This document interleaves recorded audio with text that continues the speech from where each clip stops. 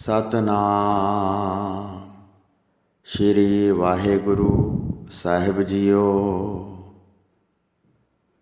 सगल द्वार को छाड़ कै गह्यो तुहारो द्वार। बाहें गहे की लाज अस गोबिंद दास तुहार।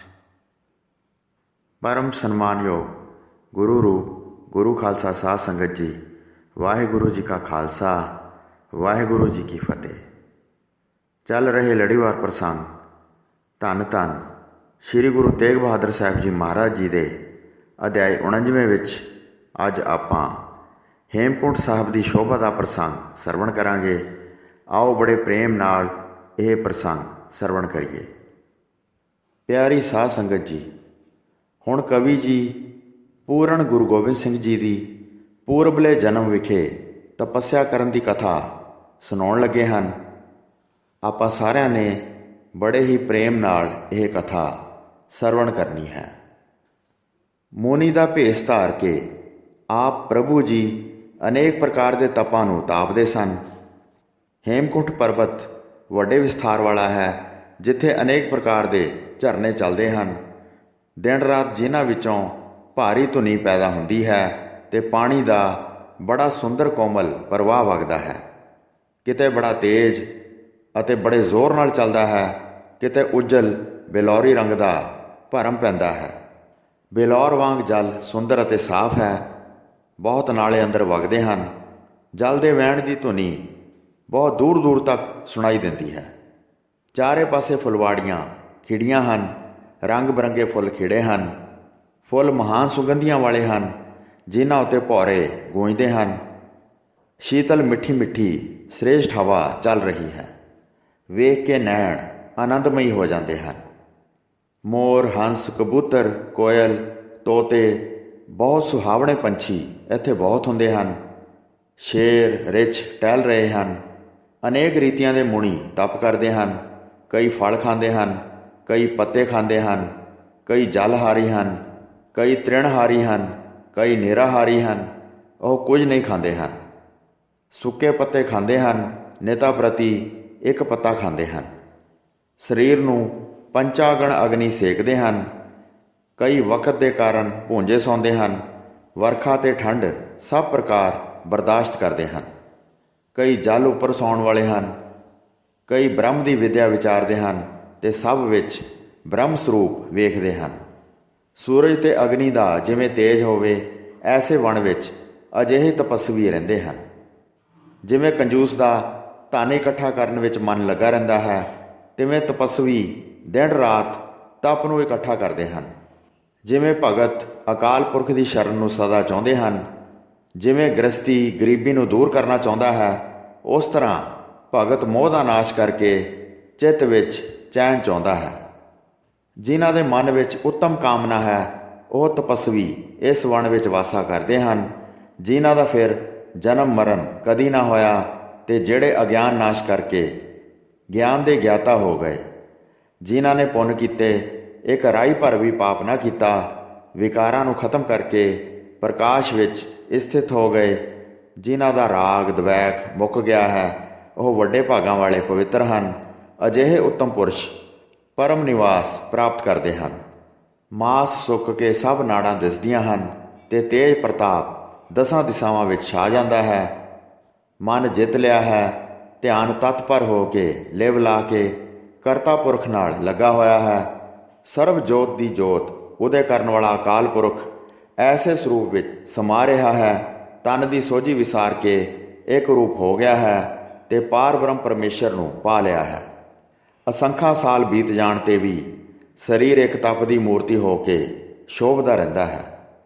दृढ़ तपस्या विच ध्यान लाया होया सी, जिस करके तप का विशाल तेज हो गया।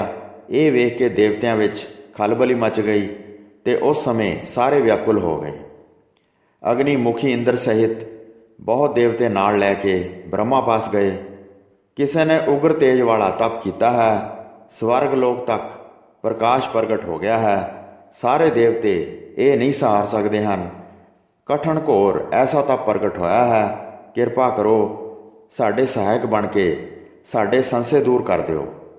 ਬ੍ਰਹਮਾ ਨੇ ਕਿਹਾ, ਚਿੰਤਾ ਛੱਡ ਦਿਓ, ਤਪ ਸਮਾਪਤ ਹੋਣ ਦਾ ਸਮਾਂ ਆ ਗਿਆ ਹੈ।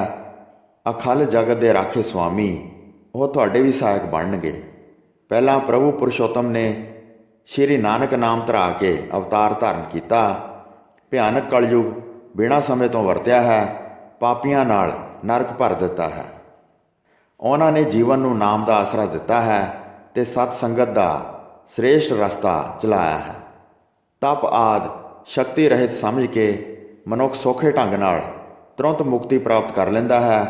ਭੰਗ ਦੇ ਪਹਾੜੇ ਮੁਸਲਮਾਨਾਂ ਨੂੰ ਰਾਜ ਬਖਸ਼ਿਆ ਸੀ। ਉਹ ਮੁਸਲਮਾਨ ਹੁਣ ਖੁਟਿਆਈ ਵਿੱਚ ਪੈ ਗਏ ਹਨ, ਹਿੰਦੂ ਧਰਮ ਦਾ ਨਾਸ਼ ਕਰਨਾ ਚਾਹੁੰਦੇ ਹਨ। ਮਾੜੀ ਮੱਤ ਵਾਲੇ ਵਿਕਰਾਲ ਦੁਸ਼ਟ ਹਨ। ਸੀਸ ਦੇ ਕੇ ਉਹਨਾਂ ਨੂੰ ਝੂਠਾ ਕਰਕੇ ਉਹਨਾਂ ਦਾ ਤੇਜ ਖੋਹ ਲਵਾਂਗੇ ਤਾਂ ਉਹਨਾਂ ਦੇ ਰਾਜ ਦਾ ਖਾਤਮਾ ਕਰ ਦਿਆਂਗੇ। 9 ਸਰੀਰ ਧਾਰਨ ਕਰਕੇ ਪ੍ਰਭੂ ਜੀ ਨੇ ਵਰਤਾਰਾ ਕੀਤਾ ਹੈ। ਹੁਣ 10ਵੇਂ ਸਰੀਰ ਦਾ ਪ੍ਰਕਾਸ਼ ਕਰਨਗੇ। ਦੇਵੀ ਦੇਵਤੇ, ਦੇਹੋਰੇ, ਤੀਰਥ, ਸ਼ਾਸਤਰ, ਵੇਦ ਅਤੇ ਹੋਰ ਸਾਰੇ ਜਿਹੜੇ ਮਤ ਹਨ, ਹਿੰਦੂ ਧਰਮ ਦੀ ਰੱਖਿਆ ਕਰਨਗੇ। ਸ਼੍ਰੀ ਗੁਰੂ ਗੋਬਿੰਦ ਸਿੰਘ ਜੀ ਜਿਹੜੇ ਆਨੰਦ ਸਰੂਪ ਹਨ, ਪਰਮ ਤੇਜਸਵੀ, ਪਰਮ ਸੂਰਮਾ, ਪਰਮ ਉੱਚਾ ਅਤੇ ਔਖਾ ਕਾਰਜ ਕਰਨਗੇ ਜਿਹੜਾ ਕਿਸੇ ਮਨੁੱਖ ਪਾਸੋਂ ਨਹੀਂ ਹੋ ਸਕਦਾ ਹੈ। ਜਿਨ੍ਹਾਂ ਦੇ ਤਪ ਦਾ ਤੇਜ ਉਗਰ ਤੇਜ ਵਾਲਾ ਹੈ, ਇਹ ਹੁਣ ਮਾਤਲੋਕ ਵਿੱਚ ਜਾ ਕੇ ਮਨੁੱਖਾ ਸਰੀਰ ਧਾਰਨ ਕਰਨਗੇ। ਜਿਹੜੀ ਅਖਿਲ ਜੋਤ ਦੀ ਜੋਤ ਪ੍ਰਕਾਸ਼ ਹੈ, ਸ਼੍ਰੀ ਗੁਰੂ ਨਾਨਕ ਦੇਵ ਜੀ ਦੀ ਇਹ ਜੋਤ ਧਾਰਨ ਕਰਨਗੇ। ਤੁਸੀਂ ਵੀ ਜਦ ਕਦੀ ਮਾਤਲੋਕ ਵਿੱਚ ਜਾਓਗੇ ਤਾਂ ਮਨੁੱਖਾ ਸਰੀਰ ਧਾਰਨ ਕਰੋਗੇ। ਇੰਦਰ ਤੇ ਹੋਰ ਮੁਖੀ ਦੇਵਤਿਆਂ ਨੇ ਕਿਹਾ, ਐਸਾ ਤਪਸਵੀ ਕੌਣ ਹੈ? ਕਿਵੇਂ ਤਪ ਕੀਤਾ ਹੈ? ਕਿਸ ਦਾ ਪੁੱਤਰ ਹੈ? ਉਸਨੇ ਕੀ ਕੀਤਾ ਹੈ? ਜਿਸ ਦੀ ਆਪਣੇ ਮੂੰਹ ਤੋਂ ਬਹੁਤ ਪ੍ਰਸ਼ੰਸਾ ਕਰਦੇ ਹੋ, ਜਿਸ ਦਾ ਜੱਗ ਵਿੱਚ ਪ੍ਰਤਾਪ ਬਹੁਤ ਵਧਿਆ ਹੈ, ਇਹ ਤਪਸਵੀ ਕਿਵੇਂ ਪ੍ਰਗਟ ਹੋਇਆ ਹੈ? ਬ੍ਰਹਮਾ ਨੇ ਫੇਰ ਕਿਹਾ, ਉਹਨਾਂ ਦੀ ਮਹਾਨ ਕਥਾ ਸੁਣੋ। ਬਹੁਤ ਪੁਰਾਤਨ ਲੰਮਾ ਸਮਾਂ ਬੀਤ ਗਿਆ ਹੈ। ਜਦ ਸ੍ਰੇਸ਼ਟ ਸਤਯੁਗ ਦਾ ਸਮਾਂ ਸੀ, ਉਸ ਸਮੇਂ ਇਹ ਪੁਰਾਤਨ ਕਥਾ ਹੈ। ਉਸ ਸਮੇਂ ਰਾਖਸ਼ਸ ਦੈਂਤ ਬਹੁਤ ਬਲਵਾਨ ਸਨ, ਜਿਨ੍ਹਾਂ ਨੇ ਸਭ ਸਥਾਨ ਤਿੰਨੇ ਹੀ ਲੋਕ ਜਿੱਤ ਲਏ ਸਨ। ਵਿਸ਼ਾਲ ਦੁਸ਼ਟਾਂ ਨੇ ਉਪਦਰ ਧਾਰਨ ਕੀਤਾ ਹੋਇਆ ਸੀ, ਤੁਹਾਡਾ ਸੁੱਖ ਨਸ਼ਟ ਕਰਕੇ ਤੁਹਾਨੂੰ ਸਵਰਗ ਵਿੱਚੋਂ ਕੱਢ ਦਿੱਤਾ ਸੀ। ਤਦ ਤੁਸੀਂ ਭਗਵਤੀ ਦੇ ਪਾਸ ਗਏ, ਉਸ ਦੀ ਅਨੇਕ ਪ੍ਰਕਾਰ ਉਸਤਤ ਕੀਤੀ। ਫਿਰ ਦੁਰਗਾ ਤੁਹਾਡੇ 'ਤੇ ਹਿੱਤ ਕਰਕੇ ਬਹੁਤ ਪ੍ਰਸੰਨ ਹੋਈ ਅਤੇ ਉਸਨੇ ਆਪਣਾ ਸਰੀਰ ਪ੍ਰਗਟ ਕੀਤਾ। ਫਿਰ ਧਰਮ ਦੀ ਰੱਖਿਅਕ ਦੁਰਗਾ ਨੇ ਤੁਹਾਨੂੰ ਦਰਸ਼ਨ ਦਿੱਤੇ ਅਤੇ ਤੁਹਾਨੂੰ ਦੀਨ ਵੇਖ ਕੇ ਬਹੁਤ ਵਿਆਕੁਲ ਹੋ ਗਈ। ਤਦ ਦੇਵੀ ਨੇ ਤੁਹਾਡੇ ਐਸੇ ਭਿਆਨਕ ਹਾਲ ਬਾਰੇ ਪੁੱਛਿਆ। ਤੁਸੀਂ ਉਸ ਨੂੰ ਦੈਂਤਾਂ ਵੱਲੋਂ ਦਿੱਤੇ ਜਾਣ ਵਾਲੇ ਦੁੱਖ ਬਾਰੇ ਦੱਸਿਆ। ਤੁਹਾਡੀ ਅਜਿਹੀ ਵਿਥਿਆ ਸੁਣ ਕੇ ਦੁਰਗਾ ਦੇਵੀ ਨੇ ਪ੍ਰਣ ਕੀਤਾ ਅਤੇ ਕਿਹਾ, ਮੈਂ ਗੁੱਸੇ ਵਿੱਚ ਆ ਕੇ ਤੁਹਾਡੇ ਸਾਰੇ ਵੈਰੀ ਮਾਰ ਦਿਆਂਗੀ। ਯੱਗ ਭਾਗ ਅਤੇ ਤੁਹਾਡਾ ਘਰ ਸਵਰਗ ਤੁਹਾਨੂੰ ਦੁਬਾਰਾ ਦਵਾ ਕੇ ਤੁਹਾਨੂੰ ਪ੍ਰਸੰਨ ਕਰਾਂਗੀ।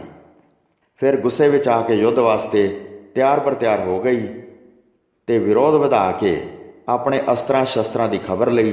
ਫਿਰ ਬਹੁਤ ਵੱਡਾ ਯੁੱਧ ਮਚਾ ਕੇ ਦੈਂਤਾਂ ਨੂੰ ਮਾਰ ਕੇ ਧਰਤੀ 'ਤੇ ਵਿਛਾ ਦਿੱਤਾ।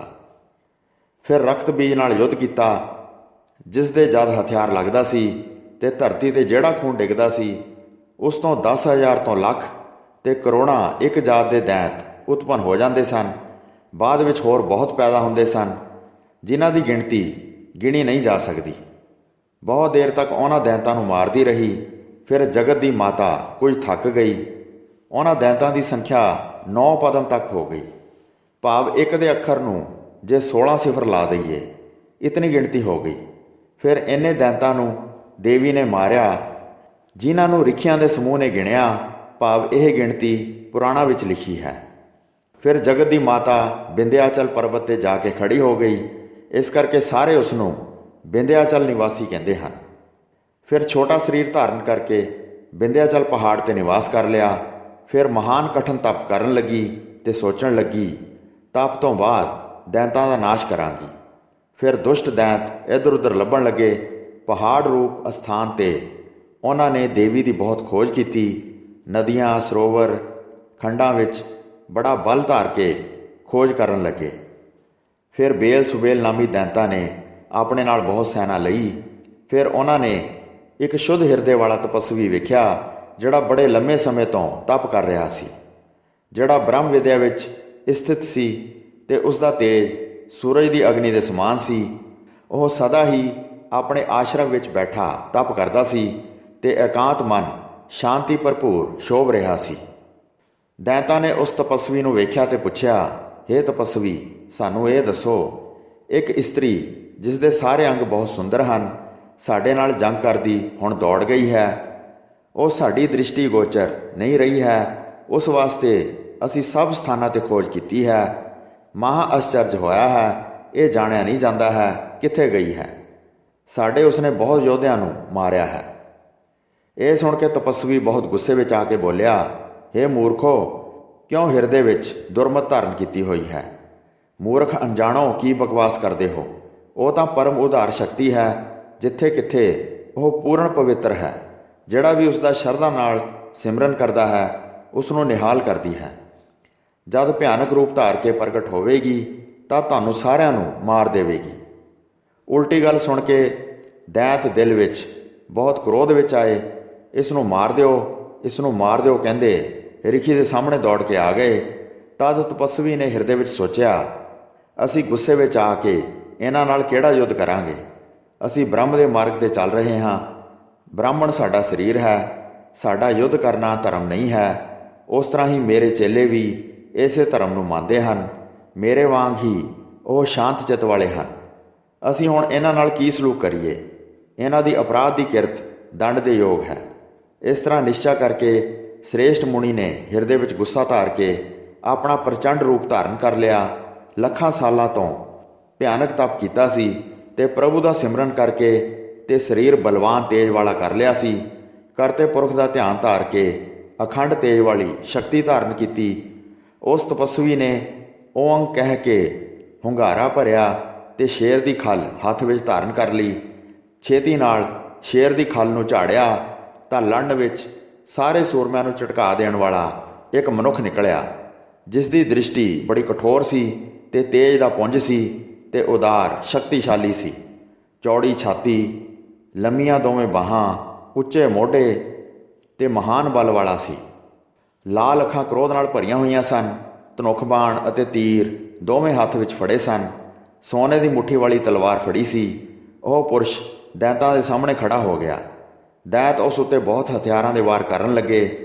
ਜਦ ਉਹਨਾਂ ਨੇ ਤੇਜ਼ ਧਾਰ ਵਾਲੀ ਸੰਜੋ ਪਹਿਨੇ ਹੋਏ ਉਸ ਪੁਰਖ ਨੂੰ ਵੇਖਿਆ, ਉਸ ਪੁਰਖ ਨੇ ਇਸ ਪਾਸੇ ਤੋਂ ਬਹੁਤ ਤੀਰ ਛੱਡੇ ਤੇ ਬਹੁਤ ਵੈਰੀਆਂ ਦੇ ਤਨ ਪਰੋਤੇ ਗਏ।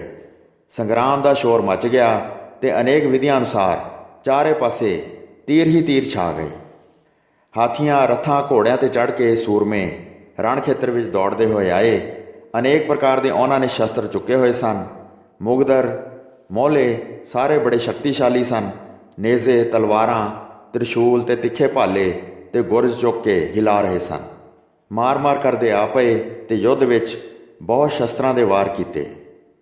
ਜਿਨ੍ਹਾਂ ਦੈਂਤਾਂ ਨੂੰ ਕਦੇ ਦੇਵਤਿਆਂ ਤੋਂ ਹਾਰ ਨਹੀਂ ਸੀ ਹੋਈ, ਉਹ ਯੋਧੇ ਬਹੁਤ ਅੜ ਪਏ। ਟਿੱਡੀ ਦਲ ਵਾਂਗ ਤੀਰ ਚੱਲਦੇ ਸਨ ਤੇ ਦੋਹਾਂ ਪਾਸਿਆਂ ਤੋਂ ਅਸਮਾਨ ਤੀਰਾਂ ਨਾਲ ਢਕਿਆ ਗਿਆ। ਉਧਰ ਇੱਕ ਪਾਸੇ ਅਨੇਕਾਂ ਸਨ ਤੇ ਉਹਨਾਂ ਦੇ ਸਾਹਮਣੇ ਇੱਕ ਸੀ, ਜਿਸ ਨੇ ਵੱਡੀ ਗਿਣਤੀ ਵਿੱਚ ਤੀਰ ਚਲਾ ਕੇ ਅਨੇਕਾਂ ਰਾਖਸ਼ਾਂ ਨੂੰ ਵਿੰਨ ਕੇ ਮਾਰ ਦਿੱਤਾ।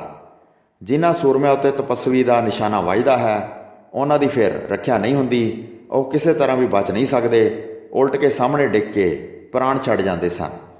ਦੈਂਤਾਂ ਦੇ ਸ਼ਸਤਰ ਟੁਕੜੇ ਟੁਕੜੇ ਹੋ ਕੇ ਧਰਤੀ 'ਤੇ ਡਿੱਗ ਪੈਂਦੇ ਸਨ। ਸੁਬੇਲ ਅਤੇ ਬੇਲ ਦੋਵੇਂ ਰਾਖਸ਼ਸ ਭਰਾਵਾਂ ਨਾਲ ਫਿਰ ਬਹੁਤ ਗੁੱਸਾ ਧਾਰਨ ਕਰਕੇ ਭਿੜਿਆ ਤੇ ਉਹਨਾਂ ਨੂੰ ਬਹੁਤ ਤਿੱਖੇ ਤੀਰ ਮਾਰੇ। ਜਦ ਤਪਸਵੀ ਦਾ ਪੁੱਤਰ ਵਿੰਨਿਆ ਗਿਆ ਤੇ ਖੂਨ ਨਿਕਲ ਕੇ ਉਸ ਦਾ ਸਰੀਰ ਲਾਲ ਹੋ ਗਿਆ, ਫਿਰ ਤਪਸਵੀ ਦੇ ਪੁੱਤਰ ਨੇ ਆਪਣਾ ਸਰੀਰ ਵੇਖ ਕੇ ਹੱਸ ਕੇ ਧਨੁੱਖ ਵਿੱਚ ਤੀਰ ਧਰ ਕੇ ਧੀਰਜਵਾਨ ਬਹੁਤ ਗੰਭੀਰ ਹੋ ਗਿਆ। ਵੈਰੀ ਸੁਬੇਲ ਦੇ ਧਨੁੱਖ ਨੂੰ ਇੱਕ ਤੀਰ ਨਾਲ ਕੱਟ ਦਿੱਤਾ ਤੇ 4 ਹੋਰ ਬਾਣਾਂ ਨਾਲ ਉਸ ਦੇ ਘੋੜੇ ਵੀ ਮਾਰ ਦਿੱਤੇ। ਰਾਖਸ਼ ਨੇ ਫਿਰ ਆਪਣੇ ਇੱਕ ਹੱਥ ਵਿੱਚ ਗੁਰਜ ਫੜ ਲਿਆ ਤੇ ਦੂਸਰੇ ਹੱਥ ਵਿੱਚ ਬਰਛੀ ਫੜ ਲਈ ਤੇ ਜਾ ਕੇ ਤਪਸਵੀ ਦੇ ਪੁੱਤਰ 'ਤੇ ਵਾਰ ਕੀਤਾ। ਪਰ ਤਪਸਵੀ ਦੇ ਪੁੱਤਰ ਨੇ ਕਠਨ ਵਾਰ ਨੂੰ ਸਹਿ ਲਿਆ। ਫਿਰ ਤਪਸਵੀ ਦੇ ਪੁੱਤਰ ਨੇ ਤਲਵਾਰ ਖਿੱਚ ਕੇ ਸੁਬੇਲ ਦੇ ਕੁੰਡਲ ਸਹਿਤ ਸਿਰ ਨੂੰ ਇੱਕ ਵਾਰ ਨਾਲ ਥੱਲੇ ਲਾ ਦਿੱਤਾ। ਕਾਲੇ ਰੰਗ ਦੇ ਰਾਖਸ਼ ਦਾ ਸਰੀਰ ਧਰਤੀ 'ਤੇ ਡਿੱਗ ਪਿਆ, ਜਿਵੇਂ ਬੱਜਰ ਦੇ ਆ ਪੈਣ ਵਾਂਗ ਪਹਾੜ ਦੀ ਚੋਟੀ ਡਿੱਗ ਪੈਂਦੀ ਹੈ। ਸੁਬੇਲ ਨੂੰ ਮਰਿਆ ਵੇਖ ਕੇ ਵੱਡਾ ਬਲਵਾਨ ਲੰਮੀਆਂ ਬਾਹਾਂ ਵਾਲਾ ਬੇਲ ਬੋਲਿਆ, ਖੜੇ ਰਹੋ, ਤੈਨੂੰ ਜਾਣ ਨਹੀਂ ਦਿਆਂਗਾ। ਇਸ ਤਰ੍ਹਾਂ ਕਹਿ ਕੇ ਰਣ ਖੇਤਰ ਵਿੱਚ ਸਾਰੀ ਫੌਜ ਨੂੰ ਲਿਆ। ਫਿਰ ਸਾਰੇ ਰਾਖਸ਼ਾਂ ਨੇ ਇੱਕੋ ਵਾਰ ਸ਼ਸਤਰਾਂ ਦੇ ਪ੍ਰਵਾਹ ਚਲਾ ਕੇ ਘੋਰ ਯੁੱਧ ਕੀਤਾ। ਭਿਆਨਕ ਭੇਸਾਂ ਵਾਲੇ ਬਹੁਤ ਭਵਕਦੇ ਸਨ ਤੇ ਸਾਰੇ ਰਾਖਸ਼ ਸੂਰਬੀਰ ਬੜੀ ਉਮੰਗ ਨਾਲ ਉਮੜ ਕੇ ਪੈ ਗਏ।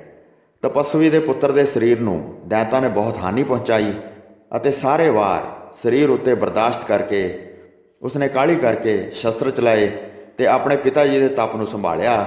ਤਿੱਖੇ ਤੀਰਾਂ ਨੂੰ ਤਾੜ-ਤਾੜ ਕਰਕੇ ਛੱਡੇ ਤੇ ਚਾਰੇ ਪਾਸੇ ਵੈਰੀਆਂ ਦੇ ਹਿਰਦੇ ਇੰਜ ਪਾੜ ਦਿੱਤੇ ਜਿਵੇਂ ਇਕੱਲਾ ਤਰਖਾਣ ਜੰਗਲ ਵਿੱਚ ਬਹੁਤ ਬ੍ਰਿਛਾਂ ਨੂੰ ਕੱਟ ਦਿੰਦਾ ਹੈ।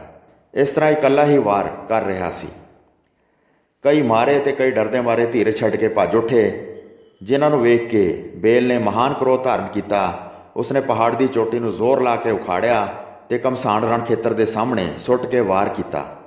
ਪਹਾੜ ਆਉਂਦੇ ਨੂੰ ਵੇਖ ਕੇ ਤਪਸਵੀ ਦੇ ਪੁੱਤਰ ਨੇ ਤੀਰ ਮਾਰ ਕੇ ਉਸ ਨੂੰ ਚੂਰ-ਚੂਰ ਕਰ ਦਿੱਤਾ ਤੇ ਉਹ ਪੱਥਰ ਧਰਤੀ ਤੇ ਡਿੱਗ ਪਿਆ ਤੇ ਕੋਈ ਵੀ ਕਾਰਜ ਨਾ ਸਰਿਆ। ਰਿਸ਼ੀ ਦੇ ਪੁੱਤਰ ਨੇ ਫਿਰ ਅਗਨ ਬਾਣ ਨੂੰ ਧਨੁਖ ਤੇ ਰੱਖਿਆ ਤੇ ਦੁਸ਼ਮਣ ਵੱਲ ਤਾਣ ਕੇ ਚਲਾਇਆ ਤੇ ਵੈਰੀ ਪ੍ਰਾਣ ਛੱਡ ਕੇ ਡਿੱਗ ਪਿਆ। ਅਸੰਖਾਂ ਦੀ ਗਿਣਤੀ ਵਿੱਚ ਫੌਜ ਦ੍ਰਿੜਤਾ ਧਾਰ ਕੇ ਖੜੀ ਸੀ। ਉਹ ਵੱਡਾ ਯੁੱਧ ਮਚਾ ਕੇ ਯੁੱਧ ਜਿੱਤਣਾ ਚਾਹੁੰਦੇ ਸਨ। ਰਿਸ਼ੀ ਦਾ ਪੁੱਤਰ ਵਿਕਰਾਲ ਸੂਰਮਿਆਂ ਨੂੰ ਕੱਟ-ਕੱਟ ਕੇ ਧਰਤੀ ਤੇ ਸੁੱਟ ਰਿਹਾ ਸੀ। ਫਿਰ ਉਹਨਾਂ ਸ਼ਸਤਰਾਂ ਦੀ ਵਰਖਾ ਇਸ ਤਰ੍ਹਾਂ ਕੀਤੀ ਜਿਵੇਂ ਵੱਡਾ ਬੱਦਲ ਚਾਰੇ ਪਾਸਿਆਂ ਤੋਂ ਘੇਰ ਕੇ ਆ ਪੈਂਦਾ ਹੈ। ਤਪਸਵੀ ਪੁੱਤਰ ਨੂੰ ਚਾਰੇ ਪਾਸਿਆਂ ਤੋਂ ਘੇਰ ਲਿਆ। ਕਹਿੰਦੇ ਸਨ, ਇਸ ਨੂੰ ਮਾਰਾਂਗੇ, ਕਿਤੇ ਭੱਜ ਨਾ ਜਾਏ। ਤਪਸਵੀ ਦੇ ਪੁੱਤਰ ਨੇ ਆਪਣੀ ਸ਼ਕਤੀ ਨੂੰ ਸੰਭਾਲ ਕੇ ਧਨੁੱਖ ਨੂੰ ਆਪਣੇ ਹੱਥ ਵਿੱਚ ਫੜ ਕੇ ਦੈਂਤਾਂ ਦੇ ਸਭ ਵੱਡੇ ਯੋਧੇ ਮਾਰ ਦਿੱਤੇ। ਬਹੁਤ ਤੀਰ ਮਾਰ ਕੇ ਧਰਤੀ 'ਤੇ ਲੰਮੇ ਪਾ ਦਿੱਤੇ। ਦੈਂਤਾਂ ਦੇ ਸਿਰ ਬਿਨਾਂ ਧੜ ਉੱਠ ਕੇ ਦੌੜਦੇ ਸਨ ਤੇ ਉਹ ਸਮੂਹ ਬਲਵਾਨ ਦੈਂਤਾਂ ਨੂੰ ਵੱਢਦੇ ਹਨ, ਕਿਉਂਕਿ ਸਿਰ ਨਾ ਹੋਣ ਕਰਕੇ ਉਹ ਅੰਨੇ ਹੋ ਗਏ ਹਨ। ਜਿੱਥੇ ਕਿੱਥੇ ਤਪਸਵੀ ਪੁੱਤਰ ਨੂੰ ਵੇਖਦੇ ਹਨ, ਜਿਹੜਾ ਸ਼ਸਤਰ ਉਠਾ ਕੇ ਵੈਰੀਆਂ ਨੂੰ ਮਾਰ ਰਿਹਾ ਹੈ। ਬੇਲ ਸਬੇਲ ਦੈਂਤ ਸਾਰਿਆਂ ਨੂੰ ਢੇਰ ਕਰਕੇ ਦੂਸਰੇ ਚਾਰੇ ਪਾਸੇ 10 ਪਾਸਿਆਂ ਵੱਲ ਭੱਜ ਗਏ। ਦੈਂਤ ਫਿਰ ਰਕਤ ਬੀਜ ਦੈਂਤ ਦੇ ਪਾਸ ਗਏ ਤੇ ਉਸ ਨੂੰ ਸਾਰੀ ਖਬਰ ਦਿੱਤੀ ਕਿ ਇੱਕ ਤਪਸਵੀ ਆਇਆ ਹੈ। ਉਸਨੇ ਯੁੱਧ ਕਰਕੇ ਸਾਰਿਆਂ ਨੂੰ ਮਾਰ ਦਿੱਤਾ ਹੈ ਤੇ ਅਸੰਖਾਂ ਰਾਖਸ਼ ਖਪਾ ਦਿੱਤੇ ਹਨ। ਹੰਕਾਰ ਹੋਏ ਮਾੜੀ ਮੱਤ ਵਾਲੇ ਫਿਰ ਵੀ ਯੁੱਧ ਕਰਨਾ ਚਾਹੁੰਦੇ ਸਨ, ਪਰ ਉਸ ਤਪਸਵੀ ਪੁੱਤਰ ਦੇ ਅੱਗੇ ਜਾ ਕੇ ਕੌਣ ਅੜੇ। ਫਿਰ ਸੂਰਮਿਆਂ ਨੂੰ ਬਹੁਤ ਦਾਨ ਧਨ ਅਤੇ ਸਨਮਾਨ ਦੇ ਕੇ 4 ਪ੍ਰਕਾਰ ਦੀ ਸੈਨਾ ਭੇਜੀ। ਮੁਨੀ ਦੇ ਪੁੱਤਰ ਨਾਲ ਸੰਘਰਸ਼ ਰਚਿਆ ਹੈ। ਸ਼ਸਤਰ ਚਲਾ ਕੇ ਮਾਰਦੇ ਹਨ ਤੇ ਮੀਂਹ ਵਾਂਗ ਤੀਰਾਂ ਦੀ ਵਰਖਾ ਕਰਦੇ ਹਨ। ਇਸ ਤਰ੍ਹਾਂ ਲੜਦਿਆਂ ਅਨੇਕਾਂ ਸਾਲ ਬੀਤ ਗਏ। ਇਸ ਤਰ੍ਹਾਂ ਘੋਰ ਘਣਾ ਯੁੱਧ ਲੜਦੇ ਰਹੇ। ਜਿਨ੍ਹਾਂ ਨੂੰ ਮਾਰਦੇ ਸਨ ਉਹ ਫਿਰ ਚੜ੍ਹ ਕੇ ਆ ਜਾਂਦੇ ਸਨ। ਕਿੱਥੋਂ ਤੱਕ ਕਹੀਏ ਕਿ ਇਹ ਕਿੰਨਾ ਮਹਾਨ ਯੁੱਧ ਸੀ। ਲੜਾਈ ਕਰਦਿਆਂ ਬਹੁਤ ਸਾਲ ਬੀਤ ਗਏ। ਮਾਰ-ਮਾਰ ਕੇ ਵੈਰੀ ਨੂੰ ਖਪਾ ਦਿੱਤਾ। ਫਿਰ ਪੈਦਾ ਹੋ ਕੇ ਸਦਾ ਹੋਰ ਆ ਜਾਂਦੇ ਸਨ ਤੇ ਯੁੱਧ ਵਿੱਚ ਘਾਇਲ ਹੋ ਕੇ ਬੇਸ਼ੁਮਾਰ ਮਰ ਜਾਂਦੇ ਸਨ। ਜਦ ਇਸ ਤਰ੍ਹਾਂ ਦਾ ਯੁੱਧ ਮਚਾਇਆ ਸੀ, ਤਦ ਚੰਡੀ ਕਾਲਕਾ ਸਹਿਤ ਕ੍ਰੋਧ ਵਿੱਚ ਸਾਰੀ ਸ਼ਕਤੀ ਸਹਿਤ ਉੱਠ ਕੇ ਆਈ। ਭਵਾਨੀ ਯੁੱਧ ਵਿੱਚ ਪ੍ਰਗਟ ਹੋਈ ਤੇ ਅਨੇਕਾਂ ਭੈਰਵਾਦ ਗਣ ਦਿਖਾਈ ਦਿੱਤੇ। ਰਾਖਸ਼ਾਂ ਉੱਤੇ ਮਾਰੋ ਮਾਰ ਕਰਕੇ ਇੱਕੇ ਵਾਰ ਵੈਰੀ ਨੂੰ ਅੜ ਕੇ ਪੈ ਗਏ। ਭਾਰੇ ਗੁਰਜ ਗਦਾ ਅਤੇ ਪੱਥਰ ਫੜ ਕੇ ਰੱਥ ਦੇ ਅੱਗੇ ਬੈਠ ਕੇ ਕ੍ਰੋਧਵਾਨ ਹੋ ਕੇ ਮਾਰਦੇ ਸਨ। ਜਿਹੜਾ ਜ਼ਖਮੀ ਹੋਣ ਨਾਲ ਰਕਤ ਬੀਜ ਦੇ ਸਰੀਰ ਵਿੱਚੋਂ ਖੂਨ ਨਿਕਲਦਾ ਸੀ ਅਤੇ ਜਿਸ ਦੇ ਧਰਤੀ 'ਤੇ ਡਿੱਗਣ ਨਾਲ ਹੋਰ ਅਨੇਕਾਂ ਰਾਖਸ਼ ਬਣ ਜਾਂਦੇ ਸਨ, ਉਸ ਖੂਨ ਨੂੰ ਕਾਲਕਾ ਪੀ ਜਾਂਦੀ ਸੀ ਤੇ ਕਲਕਾਰੀਆਂ ਮਾਰ-ਮਾਰ ਕਟਕਾਂ ਦੇ ਕਟਕ ਖਪਾ ਦਿੱਤੇ। ਇਸ ਤਰ੍ਹਾਂ ਅਨੇਕ ਵਿਧੀਆਂ ਨਾਲ ਯਤਨ ਕਰਕੇ ਸਾਰੇ ਦੈਂਤਾਂ ਦੇ ਦਲਾਂ ਨੂੰ ਮਾਰ ਦਿੱਤਾ। ਹੋਰਨਾਂ ਪਾਸੋਂ ਨਾ ਜਿੱਤੀ ਜਾਣ ਵਾਲੀ ਨੂੰ ਭਗਵਤੀ, ਭੀਮਾ, ਭਦਰਾ, ਅਭੈ ਅਤੇ ਪਹਿਰਾ ਜਾਣੋ ਪਰਮ ਪ੍ਰਸੰਨ ਪ੍ਰਫੁੱਲਿਤ ਨੇਤਰਾਂ ਵਾਲੀ, ਜਿਵੇਂ ਕਮਲ ਦਾ ਫੁੱਲ ਸੂਰਜ ਨੂੰ ਵੇਖ ਕੇ ਖਿੜ ਉੱਠਦਾ ਹੈ, ਅਸੰਖਾਂ ਰਾਖਸ਼ਾਂ ਨੂੰ ਜਿੱਤਣ ਦਾ ਉਦਮ ਕਰਕੇ ਵਿਜੈ ਪ੍ਰਾਪਤ ਕੀਤੀ ਤੇ ਸਾਰੇ ਵੈਰੀਆਂ ਨੂੰ ਮਾਰ ਮੁਕਾਇਆ। ਸੋ ਸਾਧ ਸੰਗਤ ਜੀ, ਇੱਥੇ 11ਵੀਂ ਰਾਸ ਦਾ 50ਵਾਂ ਅਧਿਆਇ ਸਮਾਪਤ ਹੁੰਦਾ ਹੈ ਜੀ। ਪ੍ਰਸੰਗ ਸੁਣਾਉਂਦੇ ਹੋਈਆਂ ਅਨੇਕ ਭੁੱਲਾਂ ਚੁੱਕਾਂ ਦੀ ਖਿਮਾ ਬਖਸ਼ੀ ਜੀ। ਵਾਹਿਗੁਰੂ ਜੀ ਕਾ ਖਾਲਸਾ, ਵਾਹਿਗੁਰੂ ਜੀ ਕੀ ਫਤਿਹ।